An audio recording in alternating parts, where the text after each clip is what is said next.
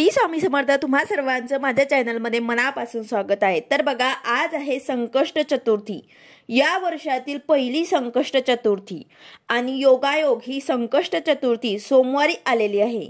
सोमवार हा भगवान शंकरांचा दिवस आहे आणि त्याचप्रमाणे गणपती बाप्पा हे भगवान शंकराचे पुत्र आहे। आपल्याला जर का वाटत असेल की गणपती बाप्पांनी आपली कोणतीही इच्छा पूर्ण करावी, तर या दिवशी आपल्याला गणपती बाप्पांजवळ एक जास्वंदाचं पान ठेवायचं आहे। बघा, या उपायाने तुमची जी काही इच्छा असेल ती इच्छा नक्कीच पूर्ण होणार आहे। गणपती बाप्पा हे विद्येचे देवता आहे, गणपती बाप्पा हे विघ्नहर्ता आहे, गणपती बाप्पा हे संकष्ट नाशक आहेत, गणपती बाप्पा हे विद्येचे देवता आहे। त्याचप्रमाणे संकष्ट चतुर्थी ही गणपती बाप्पांना समर्पित आहे। आज तुम्हाला एक जास्वंदाचं पान या ठिकाणी ठेवायचं आहे, यामुळे तुमची इच्छा नक्कीच पूर्ण होणार आहे। तर याबद्दलची संपूर्ण माहिती मी तुम्हाला आजच्या व्हिडिओमध्ये सांगणार आहे। व्हिडिओ पूर्ण बघा जेणेकरून तुम्हाला संपूर्ण माहिती मिळेल। जर तुम्ही चॅनलवर नवीन असाल तर चॅनलला सबस्क्राइब करायला मात्र विसरू नका आणि व्हिडिओला लाईक करायला मात्र विसरू नका।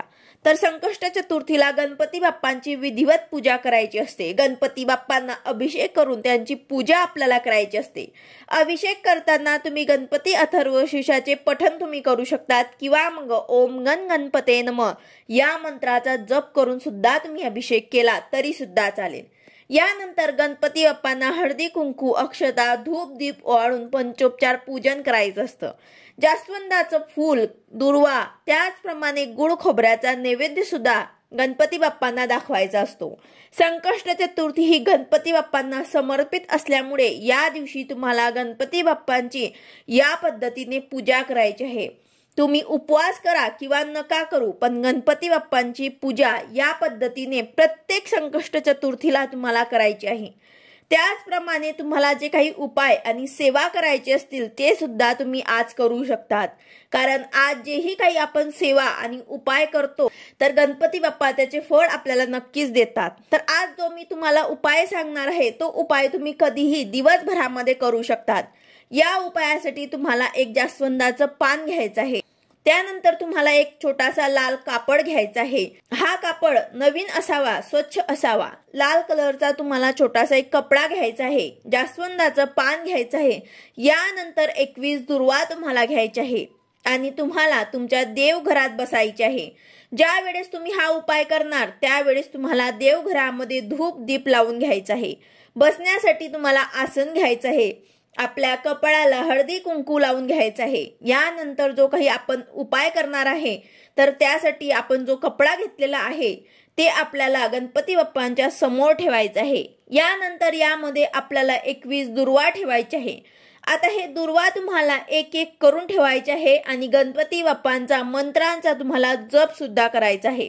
तुम्ही ओम गण गणपते नमः किंवा श्री गणेशाय नमः या मंत्राचा जप सुद्धा करू शकतात। तर असं म्हणत तुम्हाला एक एक दुर्वा जे आहे ते लाल कापडमध्ये ठेवायचे आहे।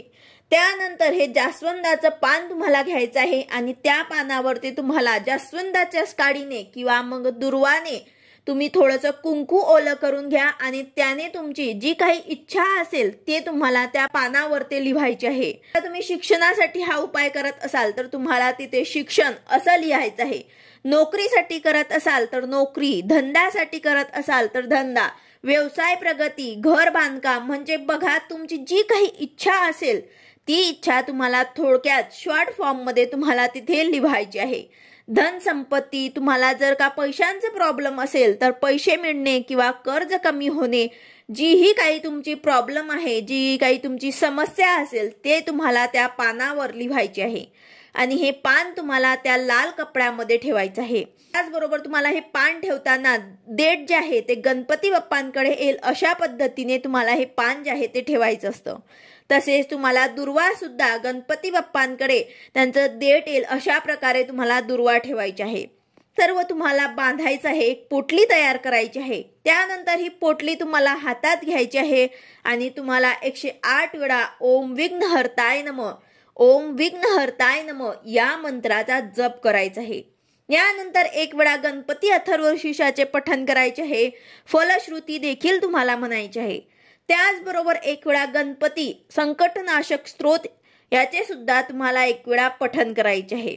या प्रकारे तुम्हाला ही सेवा करायची आहे। त्यानंतर तुम्ही पोटली घेऊन तुम्हाला गणपती बाप्पांच्या मंदिरात जायचं आहे। बघा, ही सेवा करून झाल्यानंतर ही पोटली तुम्ही तुमच्या देवघरात गणपती बाप्पांसमोर ठेवली तरी सुद्धा चालेल। जेव्हाही तुम्ही गणपतींच्या मंदिरात जाणार त्यावेळेस तुम्हाला गणपती बाप्पांच्या मंदिरात जाऊन हे पोटली जे आहे ते गणपती बाप्पांच्या चरणाशी अर्पण करायचे आहे।